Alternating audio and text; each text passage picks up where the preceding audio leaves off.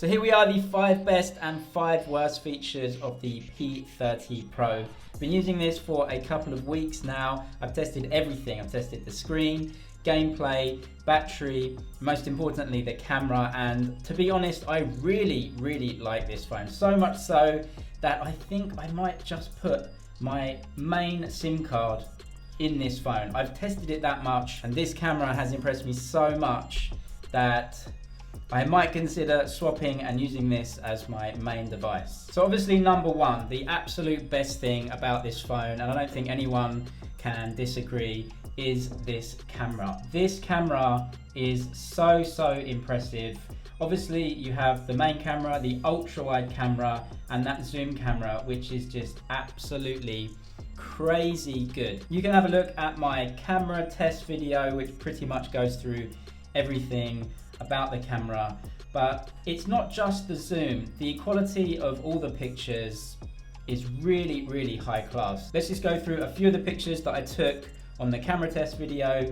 This is aperture mode with that blurry background. It looks really great. This is something that you just can't get with other phones. So this is the normal main camera where I took this photo, and something that this phone have that really not many other phones have is that awesome optical 5x zoom. And it's so easy to just press the little button on the right hand side and you're instantly in 5x zoom. You can't get shots like this with other mobile phones. They just don't have that zoom capability. So this shot I actually think is pretty average. I didn't really like it. There's too much going on in the foreground. You know, there's too many cars and these people are just in the way. It definitely detracts from the shot and it just doesn't really look that good.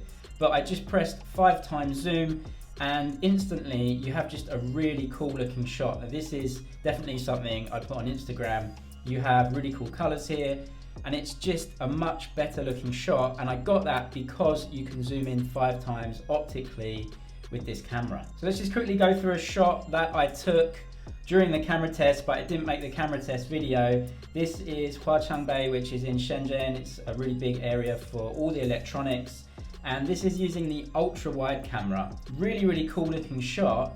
And then the next one is 50 times zoom from the camera, and you can see clear as day. Obviously that's the Lenovo brand. If you go back to the actual ultra wide shot, it's literally this far away, you can see it. And obviously you can see that if you zoom in on the normal camera, it becomes really blurry and not very clear. But if you use that zoom, then it's pretty clear, which is really a great feature that again you just don't see on many other phones. This is another photo that I really like actually, that I took. Never made the camera comparison video, but just images off this device, they just have a certain look about them, and I really personally like the way the images from this back camera look. The way that the colors are reproduced and the clarity on it is really good.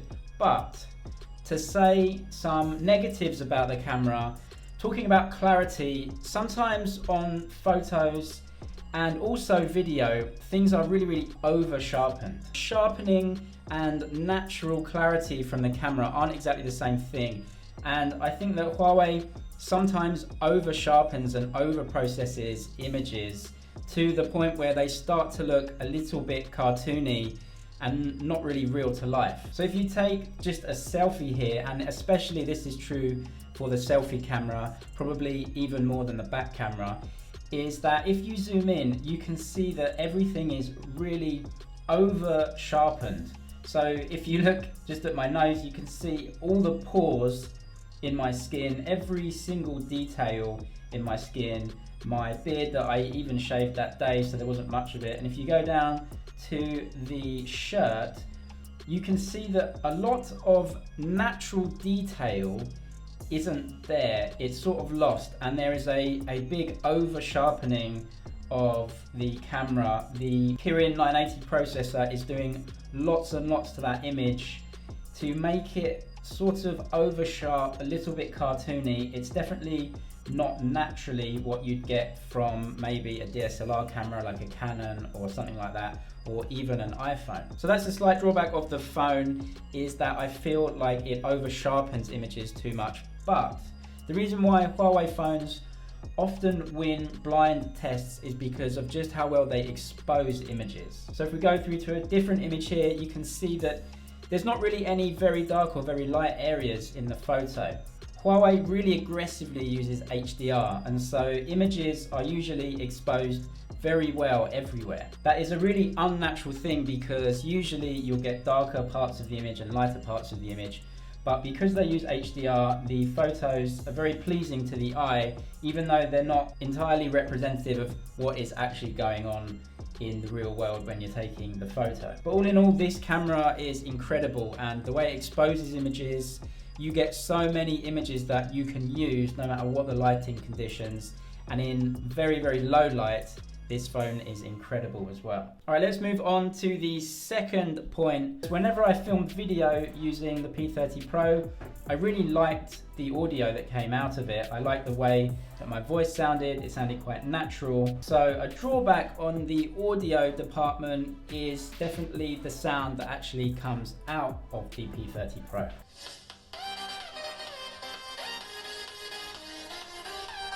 So actually when you listen to it on its own, without comparing it to any other phones, actually it sounds okay. What I would say is compared to the Xiaomi Mi 9, it's better than that, richer and deeper. Compared to the iPhone, it's not as good as that. It's not as rich in the sound or the bass. Compared to the S10 and S10 Plus from Samsung, it's probably about the same. Okay, so the third point, something I like, something I don't like.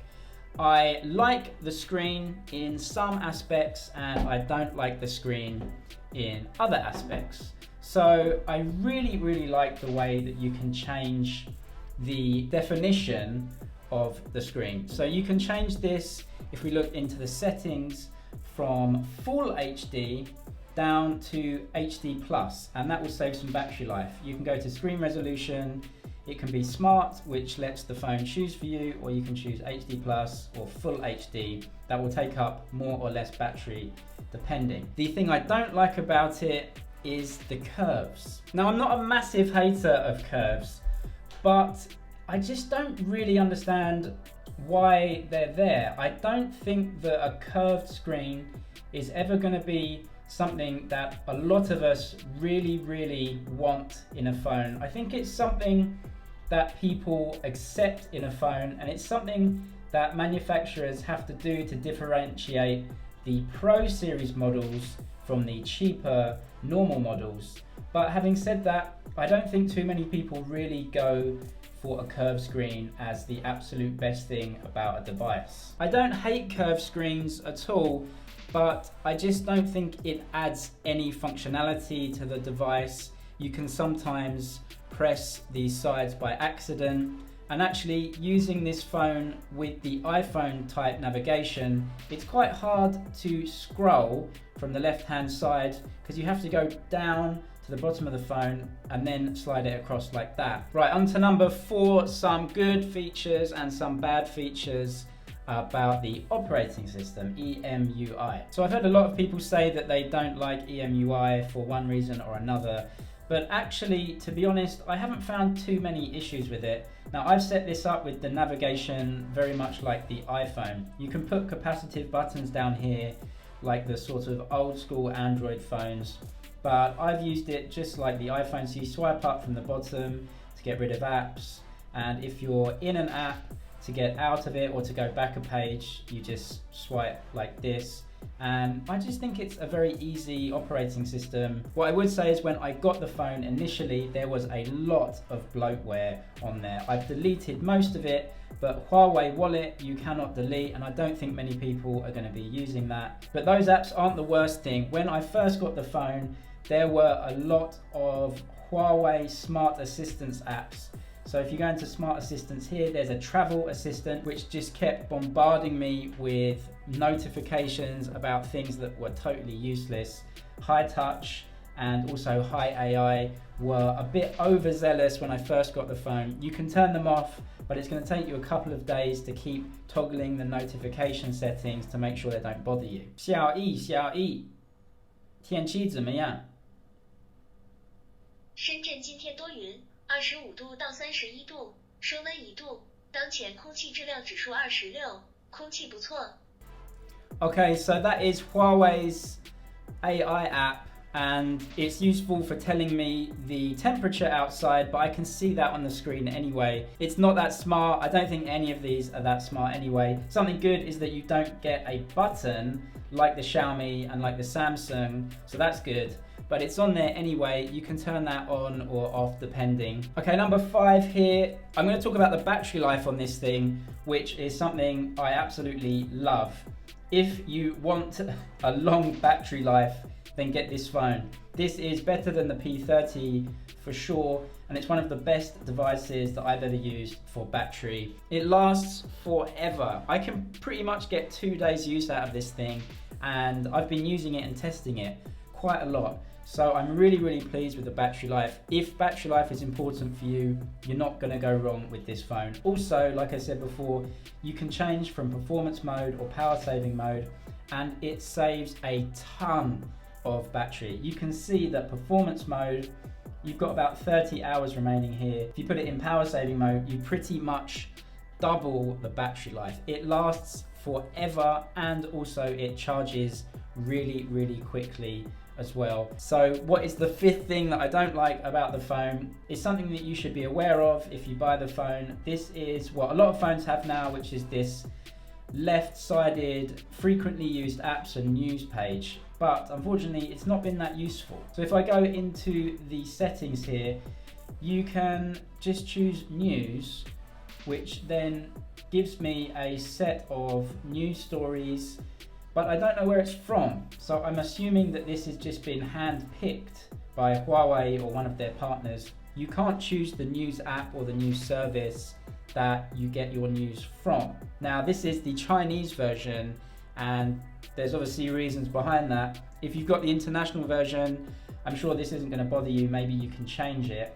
But certainly the one I have, and if you're buying the Chinese version, it might come like this. This news, I don't know where it's from, and I can't change it. I can either turn it on or I can turn it off. And if I turn it off, then this page pretty much just becomes completely and utterly useless. There's nothing on here that is really of any use to me.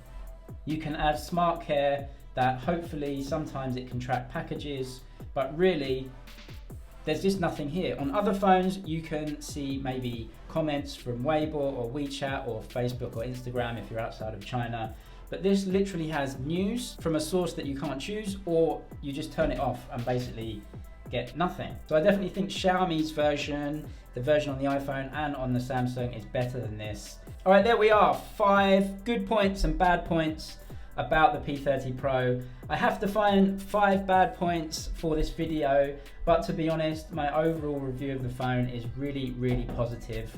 I really like this phone. The camera is amazing, the screen is amazing, and some of the deficiencies or drawbacks of the phone, I only find them because I test so many other phones, but actually if this was your main driver, I think you'd be really happy with this device in general.